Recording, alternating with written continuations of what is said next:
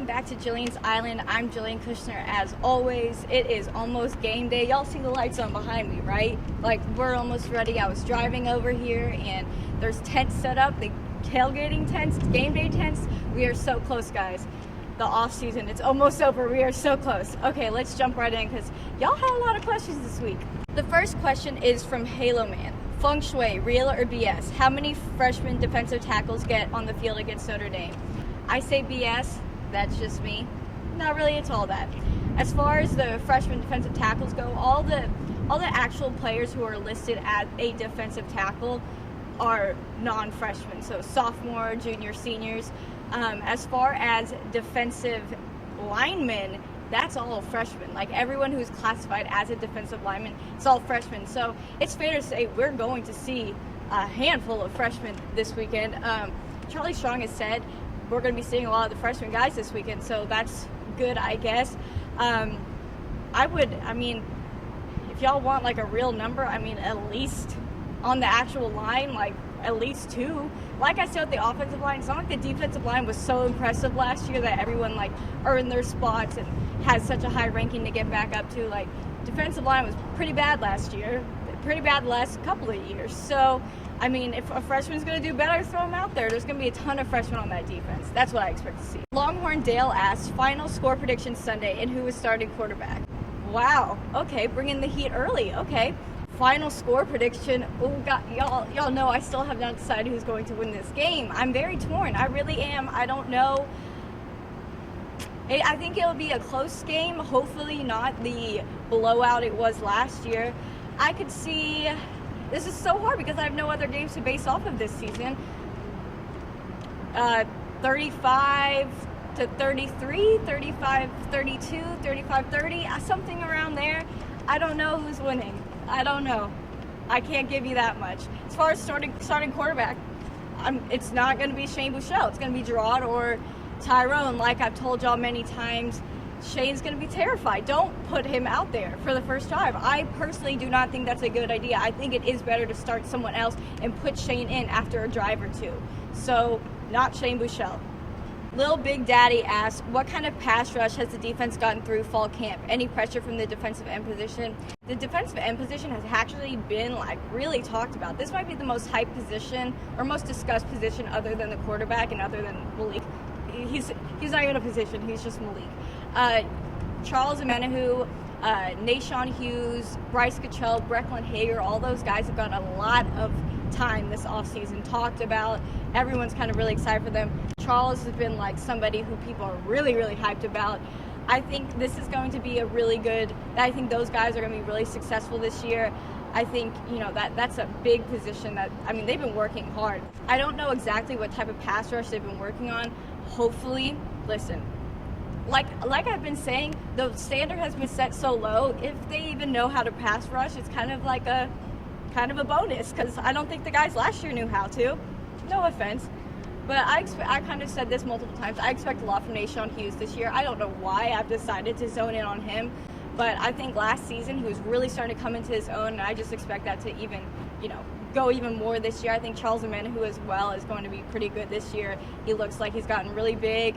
A lot of talk about him. So I think these defensive ends could be on the come up. We'll see. KW Dab asks, % chance that you think Texas has to score on their opening drive? All right. So you said score. You didn't say score a touchdown. So, I don't even know if the field goal kicker is good. I think, this is hard. I think there's a 60% chance.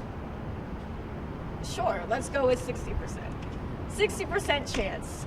Knowing my luck, just because I said that, they're going to 3 and out. First time they get the ball. Okay, VCU Lou asked, or said, call the first series of Texas plays. If I do that, Notre Dame might watch. Hello. I'm kidding. First series, well, if Tyrone's in there, it's probably going to be incomplete pass, handoff. Y'all kind of get the thing. There's going to be some running plays, okay? There's going to be a lot of running plays. That's all I can really say to y'all. Going to be a lot of running plays, especially if Tyrone is at quarterback. Going to be a lot of running plays. he might be running too, even though he runs in slow motion, but let's not get started on that. LeBeau asks, what do you think of the Colin Kaepernick situation? Okay, this seems to be like the most popular topic of the week. That's all I've been seeing. I personally find it disrespectful to sit during the national anthem. I believe that you stand up, put your hand over your heart. I found it disrespectful when Olympians did not do that, put their hand over the heart. That's just how I am. I respect I find the flag to represent a lot of things, and I like to respect it. That's just me, and I don't think that everyone has to do what I do. I, at first, was very taken aback with what Colin did, but since I've been reading more and listening more and thinking about it more, I've decided, you know what, he should do what he wants to do. No one has to stand for the national anthem, and, you know, there's all these veterans who are backing Colin Kaepernick, and what the points he's bringing up as far as why he decided to sit down, which is the most important part of this. It's not the fact that he sat down, it's why he decided to sit down. That's what the focus should be on, and I'm behind him 1,000,000,000%. I think, you know, these athletes need to keep using their voice like this, and I'm really glad he is one to do this. There's a lot of injustice going on in this world, in this country, everywhere, and I think, you know, these guys have the platform, might as well speak out about it. So I'm behind him. It took me a while to get to this position, but I'm definitely behind him, 1,000% behind why he's sitting. Not that I agree with him sitting, but why he's sitting, I'm all about. LeBeau asks, do you think the Longhorns' biggest play against Notre Dame is a pass or a run? It really depends on how long Tyrone is in the game, or until Shane comes in. If Shane plays the majority of the game, then I think a pass would be the biggest. I say John Bird. That's the biggest pass play, to John Bird. If it's going to be Tyrone's playing more or Gerard's playing more, it's probably going to be a run play. And I would say, who do I want to give the biggest run play to? Chris Warren? Sure. I said that as a question. I'll go with Chris Warren. But it really depends on who's the quarterback, because if Tyrone's quarterback, it's not going to be a pass play. No. A10 Horn asks, surprise player for Sunday? Me, surprise. I'm the new kicker or something. I don't know who's the surprise player. I don't know really what that means. I think we're going to see a lot of these younger guys come into play. If you're not expecting, you know, any freshmen or that many freshmen to come play, then surprise. Yes, they're going to. So I would say that is the surprise players. Or you wanted one. I mean, a surprise player would be Kai Loxley. Hey, maybe. Okay, I'll go with that, actually. Kai Loxley. Ooh, that would be like pulling a rabbit out of the hat, showing up with Kai Loxley. Slimmy BKT asked, with all the concerns about concussions, is football as we know it a dead sport in 50 years?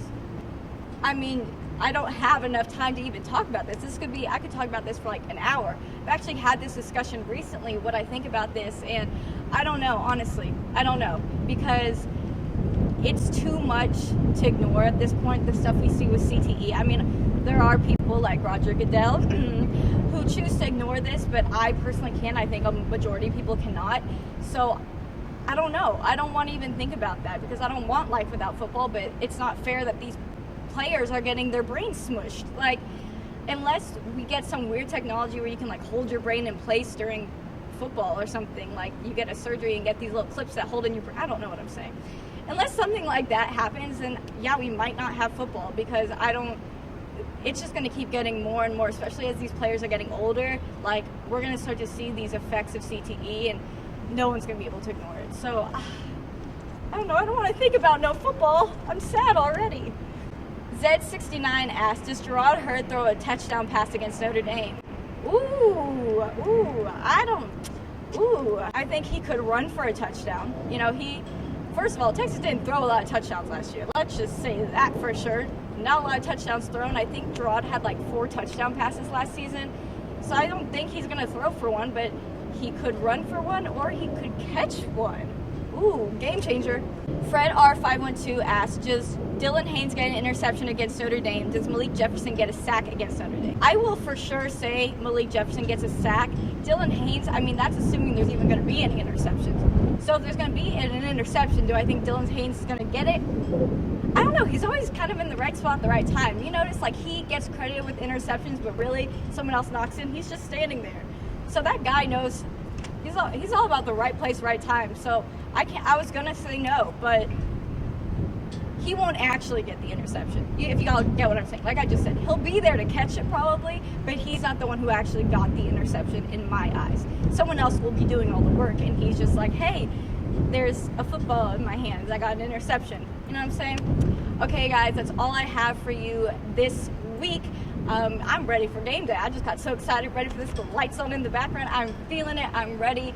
If y'all are going to be at the game on Sunday, not Saturday, Sunday, tweet me or something like that. Maybe we can meet up, but I will be there. Wear your burnt orange, and let's do this. It's game day. Football is here. All right, guys, I'll see you next week.